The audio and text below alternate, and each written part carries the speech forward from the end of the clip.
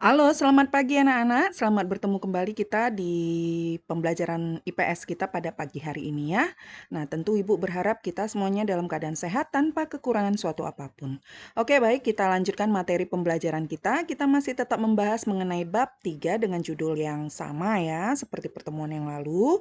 Dan lalu kita juga masih membahas mengenai tujuan pembelajaran di poin ketiga yang bercetak tebal ya. Jadi masih tujuan pembelajarannya adalah mengharapkan siswa dapat menganalisis perdagangan antar daerah atau antar pulau dan perdagangan internasional.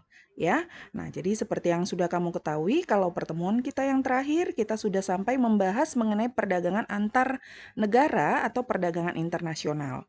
Jadi kita sudah mengetahui pengertiannya, lalu karakteristiknya, lalu manfaat dari perdagangan antar negara tersebut. Nah, untuk hari ini kita akan membahas tentunya mengenai faktor pendorong dan faktor penghambat perdagangan antar negara. Nah, jadi kita mulailah untuk faktor pendorong dari perdagangan antar negara ya.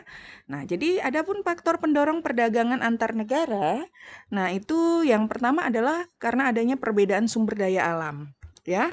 Karena adanya perbedaan sumber daya alam, nah ini tentu kita ambil contoh ya, misalnya seperti Indonesia. Nah, itu mengekspor furniture atau mebel dari kayu yang merupakan hasil dari sumber daya hutan Indonesia yang sangat luas, yang sangat beragam hasil-hasil hutannya. Nah, itu kita eksporlah hasil-hasil hutan itu berupa kayu, kayu gelondongan atau kayu olahan yang berupa parket, berupa kayu lapis, berupa kayu triplek atau bahan-bahan bangunan atau bahan-bahan perabot rumah tangga seperti mebel, furniture.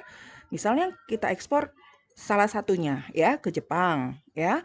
Nah, hal itu ya kita ekspor ya karena sumber daya alam kita yang memang kita miliki memungkinkan Indonesia untuk mengolah, menjual furniture yang berbahan kayu tadi dengan harga yang relatif lebih murah ya.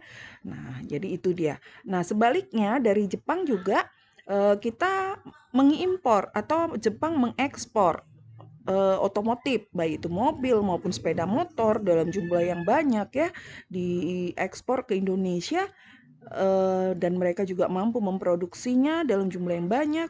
Nah, sehingga mereka pun menjualnya ke Indonesia dalam harga yang relatif dapat terjangkau atau relatif murah bagi bangsa Indonesia. Jika dibandingkan kalau membelinya dari negara lain yang jelas-jelas jarak sangat jauh ya. Nah, itu dia. Kalau dilihat dari perbedaan sumber daya alam ya. Nah, baik, yang berikut adalah pengaruh selera. Nah, kalau pengaruh selera ini, nah ini kita ambil contoh lah, misalnya Indonesia itu mengimpor berbagai macam jenis buah-buahan, apakah itu misalnya jeruk, apel, ya, dari Cina, dari Australia, kiwi dari itu dulu lah ya, jeruk sama apel ya dari Cina, Australia. Nah, kemudian meskipun buah jeruk dan apel itu juga ada di Indonesia ya. Nah, jadi buah jeruk Indonesia ya kita ketahui ya oke berasal dari Sumatera Utara atau dari apel Malang misalnya ya. Nah, dan tempat-tempat lainnya lah di Indonesia ya juga ada.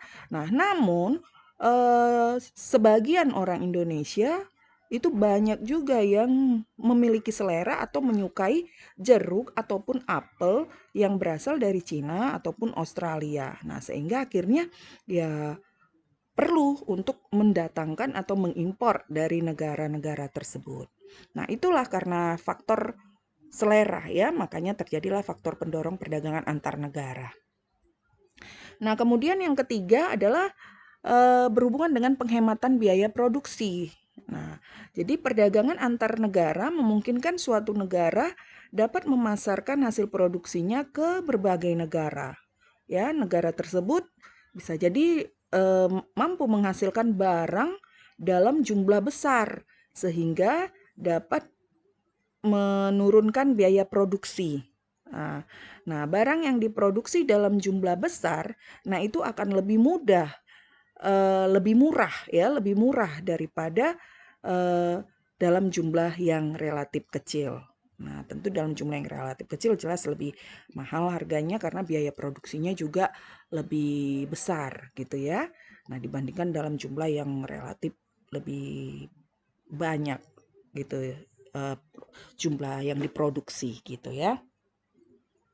Nah, kemudian D yaitu karena perbedaan teknologi. Perbedaan teknologi. Nah, ini terdapat negara-negara yang telah unggul dalam memproduksi barang berteknologi maju.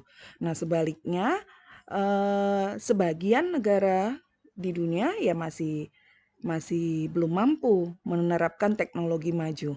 Nah, negara yang menggunakan teknologi maju itu dapat menjual barang dengan harga relatif murah pada negara yang teknologinya sederhana atau masih rendah, ya. Nah, itulah beberapa faktor pendorong perdagangan antar negara. Jadi adanya perbedaan sumber daya alam, adanya selera, adanya penghematan biaya produksi, dan adanya perbedaan teknologi. Nah, baik, sekarang kita lanjut dengan yang berhubungan dengan faktor penghambat perdagangan antar negara. Nah, faktor penghambat perdagangan antar negara yang pertama adalah tidak amannya suatu negara. Nah, faktor keamanan itu jelas memegang pengaruh ya, atau boleh dikatakan mempengaruhi para pedagang untuk melakukan perdagangan internasional. Nah, jika suatu negara tidak aman, nah maka para pedagang akan beralih ke negara lain yang dirasa relatif aman, di mana apapun yang mereka tawarkan, mereka jual, nah itu tentu akan lebih relatif lebih laku di negara ataupun di negara yang dituju ya, atau di negara yang dituju yang relatif aman daripada yang tidak aman. Itu dia. Jadi itu faktor penghambat perdagangan antar negara karena tidak amannya suatu negara. Nah, yang kedua adalah kebijakan ekonomi oleh pemerintah. Kebijakan ekonomi oleh pemerintah itu terdapat beberapa kebijakan ekonomi suatu negara yang dapat menghambat kelancaran perdagangan antar negara, ya. Jadi misalnya pembatasan jumlah impor, lalu adanya pemungutan biaya impor dan ekspor yang relatif tinggi, lalu adanya perizinan atau prosedur ataupun birokrasi yang berbelit-belit. Nah, ini tentu menjadi faktor penghambat perdagangan antar negara ya. Nah, itulah dia untuk kebijakan ekonomi oleh pemerintah. Nah, yang berikut adalah tidak stabilnya kurs mata uang asing ya. Nah, jadi kurs mata uang asing yang tidak stabil itu membuat para eksportir maupun importir mengalami kesulitan untuk menemukan harga berdasarkan mata uang asing. Nah, kesulitan tersebut akan berakibat terhadap penentuan harga atas penawaran penjualannya maupun permintaan pembelian ya barang ya, jadi pembelian barang. Nah, para pedagang internasional akan merasa kesulitan dalam melakukan kegiatan ekspor impor akibat dari tidak stabilnya kurs mata uang asing. Nah, jadi itulah yang menjadi faktor penghambat perdagangan antar negara. Nah, jadi inilah materi pembahasan kita, pembelajaran kita untuk hari ini. Nah, kiranya apa yang sudah kita bahas, kamu semuanya bisa memahaminya. Nah, jadi untuk mengetahui kamu memahami atau tidak, nah tentu di sini Ibu ada tugas bagi kamu ya. Nah, jadi setelah kita mempelajari materi perdagangan antar daerah dan antar negara, nah jadi Ibu harapkan kamu dapat mendata ya, melihat, mengidentifikasi barang-barang atau benda-benda yang ada di rumahmu masing-masing, yang termasuk barang-barang yang berasal dari produk dalam negeri dan produk luar negeri, lengkap dengan berasal dari daerah ataupun negara asalnya ya. Nah, nanti boleh kamu perhatikan, boleh kamu identifikasi. Mengenai jumlahnya ya bebas ya. Jadi terserah seberapa yang kamu lihat, yang bisa kamu identifikasi mana barang luar negeri, mana barang dalam negeri ya. Nah, oke, itu dia tugas kamu untuk hari ini. Nah, jadi tugas ini merupakan tugas ketiga. Nah, lalu kerjakanlah tugas ketiga ini di kertas folio ataupun kertas ujian ya. Nah, tulis dengan rapi. Kemudian tulis nama, nomor urut, kelas, mata pelajaran, dan guru pengampunya ya. Nah, lalu kalau sudah selesai kamu jawab, nah segeralah foto dan kirim ke wadah GC yang tersedia.